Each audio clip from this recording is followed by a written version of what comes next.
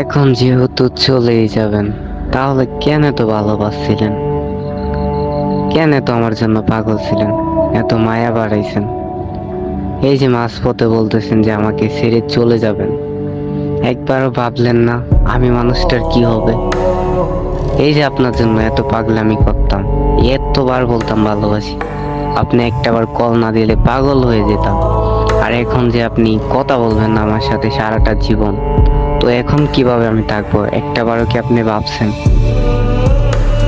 তো অবশেষে মনে করেন যে আমাদের গল্পটাও শেষ হয়ে গেল। আপনি একদিন বুঝতে পারবেন, বুঝলেন যে আমি কি ছিলাম আপনার লাইফে। হয়তো সেটা অনেক দেরি হয়ে যাবে। আচ্ছা, সমস্যা নাই, যেহেতু আপনিই ছেড়ে চলে যাবেন, তাহলে আমার তো কিছু করার নেই।